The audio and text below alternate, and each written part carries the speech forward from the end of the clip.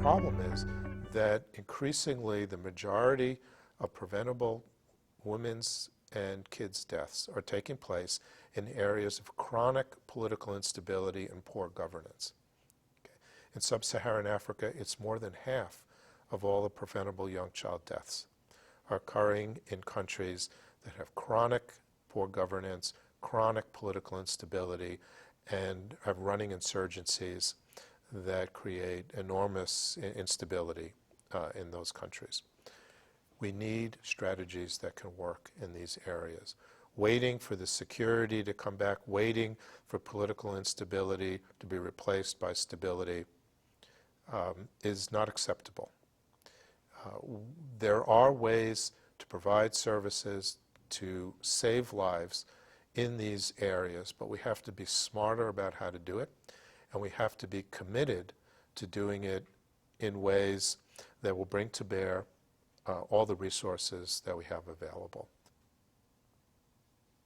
During the course of our interview this morning, there will be approximately 500 preventable deaths to children under the age of 5 taking place in areas of political instability.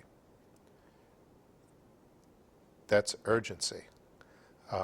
And I, for my whole career, have felt compelled to address these kinds of issues in the real world in a very practical way.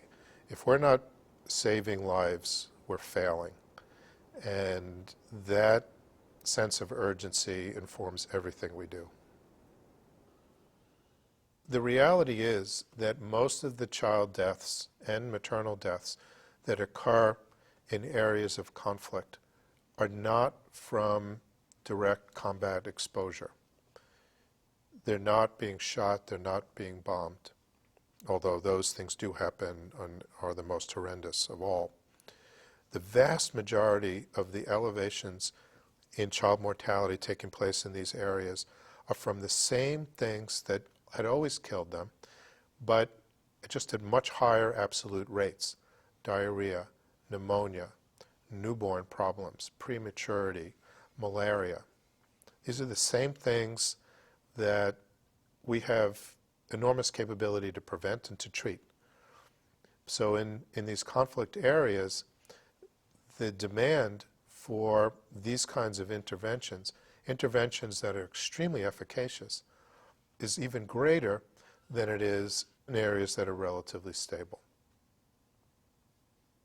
Most of the global funders, most of the attention of the global health world is focused on areas that are relatively stable, where governance is relatively good. And there's an aversion to work in areas that are politically unstable. It's difficult to work in these areas. There may be high corruption, the security may not be good, there isn't great infrastructure. It's difficult for people coming from the States or Europe to find places they want to live. It's totally understandable why the big funders and global health activists tend to stay away from these places.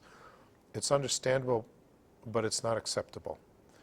And we feel, because of the resources at Stanford, particularly at FSI and the medical school, that we have an opportunity to craft new strategies that can actually prove effective in these areas where others generally don't go.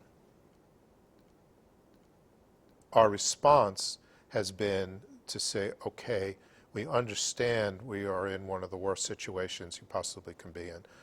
But number one is, what do we do tomorrow to fix this? What can we do, given that we're not going to stop this war? What can we do to protect civilians from direct combat? What can we do to prevent mortality in women and children who are not going to die because they are shot or because they're bombed, but because the whole infrastructure of community life has been eradicated, that the health system is gone, that they are now mobile because they had to become refugees within their own country and therefore have no health care, have no way to bring in income, are searching for food. Okay. Our job is to figure out ways to address these issues. And our basic premise is that the health people alone cannot do it. The people who worry about the politics alone cannot do it. We have the opportunity here at Stanford to have the health people work directly with the political people, with the global security people, to develop new strategies to immediately attend to the needs of people caught in these tragic situations, and to do it in a way that's sustainable, the way that's effective, ways that it's efficient, and the ways that's practical.